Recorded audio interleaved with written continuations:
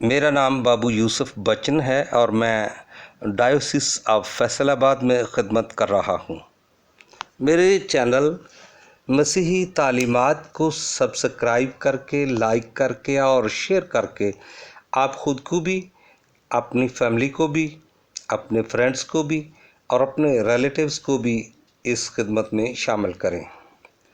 مسیحیت اور بت پرستی، قسط نمبر 4، سوال نمبر 5۔ کیا کلام مقدس کے مطابق مجسموں، تصویروں اور تبرکات کی غیر الہی تعظیم کرنا واجب ہے؟ کلام مقدس کے مطابق وہ سبھی بے جان چیزیں جن کا تعلق خدا سے ہو اور انسان کو خدا تک لے جانے کا ذریعہ بنے اور خدا کے احکام کو سمجھنے میں مددگار ہوں، اور چاہے وہ کسی بھی صورت میں ہوں، خدا کی نسبت سے متبرک ہوتی ہیں۔ اسی لیے ان کو تبرکات کہا جاتا ہے، اور یہ تمام تبرکات قابل تعظیم ہیں، یعنی عہد کا صندوق، خیمہ اجتماع، ہیکل اور ان سے متعلقہ دیگر پاک چیزیں جن میں سونے پیتل کے ڈھالے گئے، لکڑی سے تراشے گئے اور کپڑوں پر کاڑے گئے فرشتوں، بیلوں اور شیروں وغیرہ کے مجسمے اور تصویریں قابل ذکر ہیں۔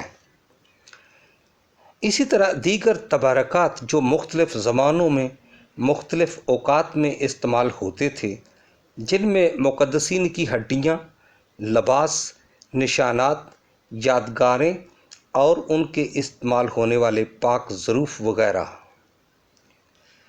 ان سب کی کسی بھی طرح سے غیر الہی تعظیم کرنا کلام مقدس کے عین مطابق ہے۔ مجسموں اور تصویروں کے بارے میں، عہد کا صندوق ایک متبرک چیز تھی جس کے اندر باہر تبرکات تھے، جس کے اوپر سونے سے ڈھالے ہوئے فرشتوں کے 2 بڑے بڑے مجسمے تھے، اور بنی اسرائیل والے مجسموں سمیت ان تمام تبرکات کو سجدہ کرتے تھے۔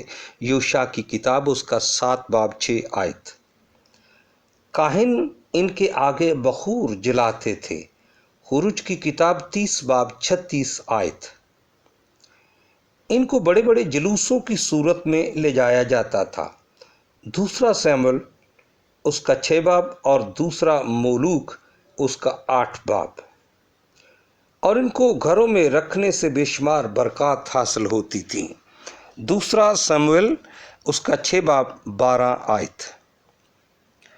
اسی طرح خیمہ اجتماع بھی ایک متبرک چیز تھی جس میں ڈھیروں تبرکات موجود تھے، جیسے بادل کا ستون جو خیمہ کے دروازے پر ٹھہرتا تھا، فرشتوں کے مجسموں والا عہد کا صندوق، خیمہ کی چھت کے پردوں پر سرخ رنگ کی فرشتوں کی کاڑی ہوئی تصویریں اور دیواروں کے پردوں پر بھی فرشتوں کی کاڑی ہوئی تصویریں موجود تھیں۔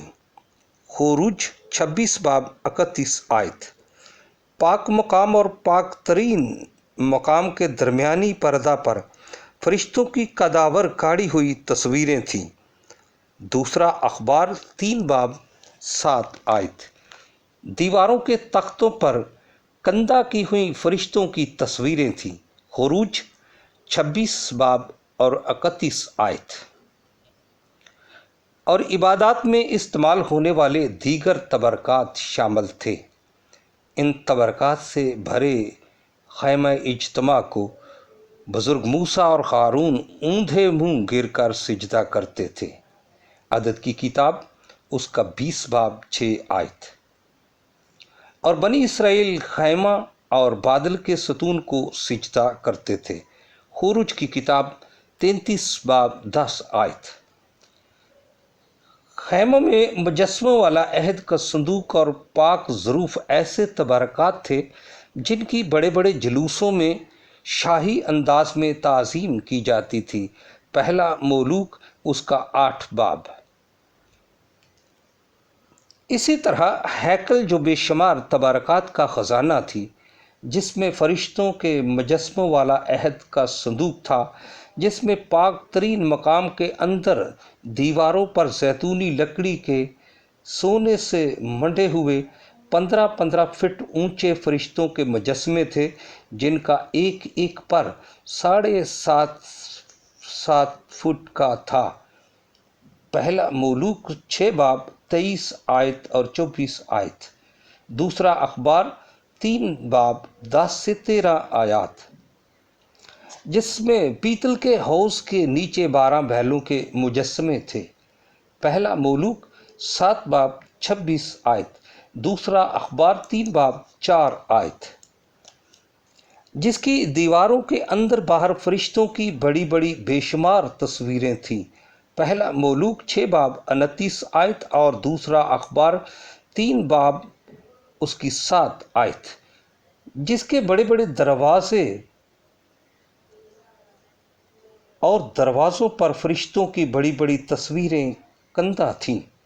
पहला मुलूक 6 बाब 35 आयत, जिसके पाक तरीन मकाम के दरवाजे पर फरिश्तों की कंधा की हुई तस्वीरें थीं। पहला मुलूक 6 बाब 32 आयत और उसी दरवाजे के अर्गवानी पर्दा पर फरिश्तों की तस्वीरें काढ़ी हुई थीं।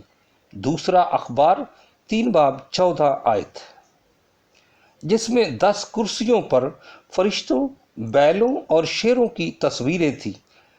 पहला मुलूक 7 बाब 29 आयत,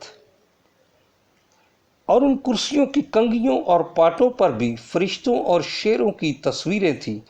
पहला मुलूक 7 बाब 36 आयत।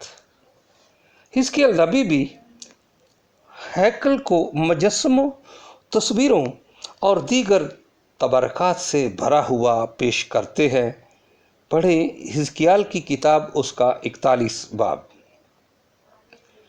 और दाऊद हैकल की ताज़ीम यूं करते हैं, मैं तेरा रूप मानकर तेरी मुक़द्दस हैकल की तरफ रुख करके सिजदा करूँगा। ज़बूर 5 उसकी 7 आयत और ज़बूर 138 उसकी 2 आयत। कलाम मुक़द्दस में अहद के संदूक, ख़ैमा इज्तिमा और हैकल को खुदा के पाँव की चौकी कहा गया है। इसीलिए ज़बूरों में उसके पाँव की चौकी को सिजदा करवाने और करने का ऐलान है। ज़बूर 99 उसकी 5 आयत और ज़बूर 132 उसकी 7 आयत। तबरकात के बारे में मजहबी पेशवाओं के बदन की हड्डियाँ, लिबास, निशानात, इस्तेमाल शुदा चीज़ें और पाक ज़रूफ भी नहायत इज़्ज़त व ताज़ीम के काबिल हैं।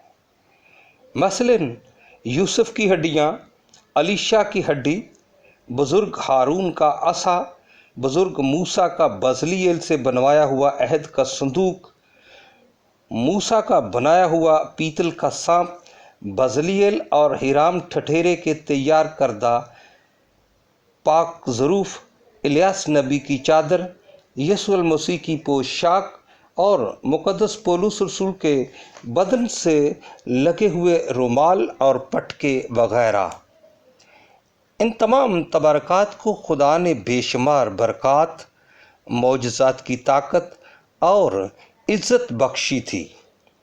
इसीलिए खुदा तक ले जाने वाले इन सभी मुजस्समों, तस्वीरों और दीगर तबरकात को इज़्ज़त और ताज़ीम की नज़र से देखा जाता है, और ये काबिल ताज़ीम थे और हैं। जैसे कलाम मुक़द्दस के मुताबिक बनी इसराइल ख़ैमा इज्तिमा और हैकल में बेशुमार तबरकात रखते थे, उसी तरह आज कलीसिया भी अपने घरों, गिरजाघरों और दीगर मकामात में मजहबी मुजस्समे, तस्वीरें और दीगर तबरकात रखती है, और उनकी सजदों के मुख्तलिफ ईमाल से जलूस की सूरत में गुलपाशी और चिराग रोशन करके गैर इलाही ताज़ीम करती है, क्योंकि ये सभी काबिल ताज़ीम हैं, जैसा कि बनी इसराइल अपने मजहबी तबरकात की ताज़ीम किया करते थे। लिहाजा खुदावंद यीशु मसीह, मुक़द्दसा मरियम, रसूलों और दीगर मुक़द्दसीन के मुजस्समों, तस्वीरों, निशानों यानी सलीब, बर्रा, कबूतर, ستارہ وغیرہ اور دیگر مذہبی تبرکات رکھنا اور ان کی غیر الہی تعظیم کرنا کلام مقدس کے مطابق ہے۔ اگلی قسط میں تبرکات سے معجزات، ان کے آگے دعا، ان کے بارے کلیسیائی تعلیم، پروٹسٹنٹ میں تبرکات کی تعظیم اور ان کی بے ادبی کی سزا کے بارے میں بتایا جائے گا۔ اگر آپ کو یہ ویڈیو پسند آئی ہے تو مہربانی سے سبسکرائب کریں، لائک کریں اور شیئر کریں۔ سننے کا بہت بہت شکریہ۔